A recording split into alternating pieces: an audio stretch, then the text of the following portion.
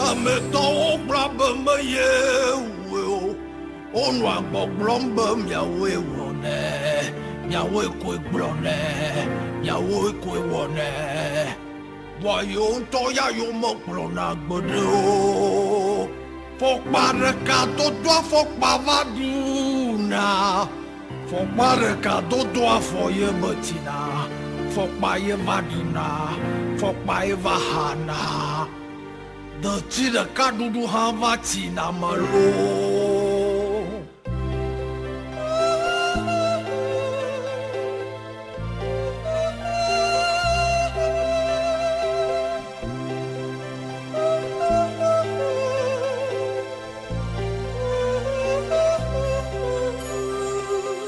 Kameto brabama ye wo onwa gbogbomba miawe wone miawe ko gblone miawe ko wone boyo to ya yo mo glona gbodo fok baraka to do fok bavaduna fok baraka to do foye batina fok baye vadina fok baye vahana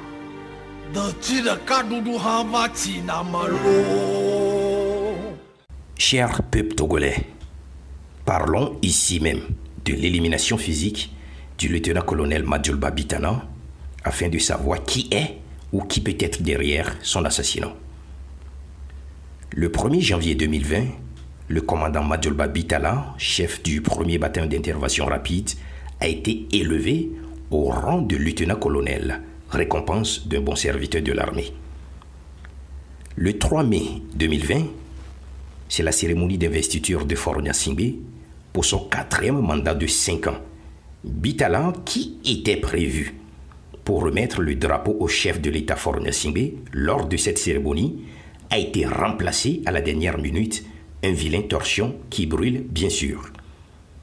Le lendemain, c'est-à-dire le 4 mai 2020, le lieutenant-colonel Bitala est retrouvé mort baignant dans une mare de sang dans son bureau au sein même du camp militaire qui loge l'état-major des armées à Lomé.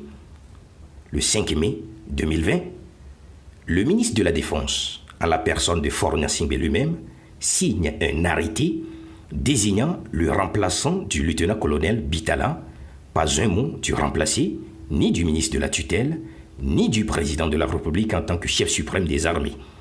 La justice togolaise, tous échelons confondus, ne réagit pas. C'est seulement dans le Doufelgou, région natale du supplicié, que l'on sent qu'il s'est passé quelque chose de grave dans tout le Togo. Les populations de cette région sont descendues dans les rues avec des cris de colère, armés de gourdins. Hommes et femmes déferlent de tous les villages vers la préfecture de Niamtougou pour réclamer leur fils vivant. Comme beaucoup de nombreux autres meurtres d'officiers supérieurs au Togo, la mort brutale de Bitala sera entourée d'un silence terrorisé.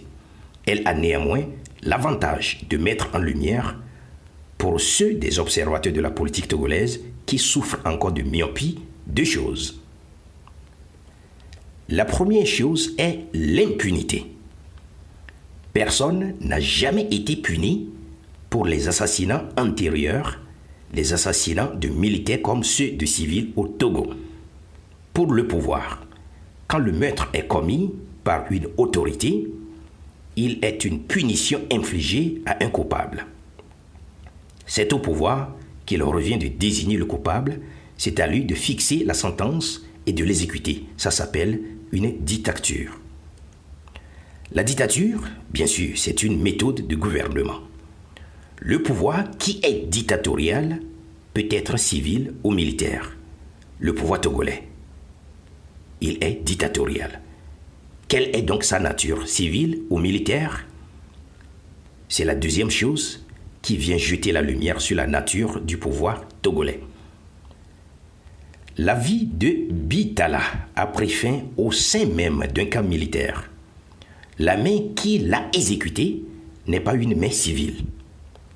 Pour que l'exécution soit suivie d'un silence terrorisé, l'exécutant n'est pas seulement un militaire, mais en plus, il doit être une autorité qui a droit de vie et de mort sur tous les usagers de ce camp militaire. Si même hors du camp, cette autorité impose un silence de terreur, y compris au chef de l'État, au président de la République, c'est la preuve que c'est l'armée qui détient le pouvoir, qui exerce le pouvoir, et cela depuis un certain 13 janvier 1963. Toute prospective politique concernant le Togo, qui ne détient pas compte de ces deux facteurs, pouvoir militaire à fonctionnement dictatorial, est vouée soit à l'échec, soit à la collaboration. Signé Zachary Tchabalé.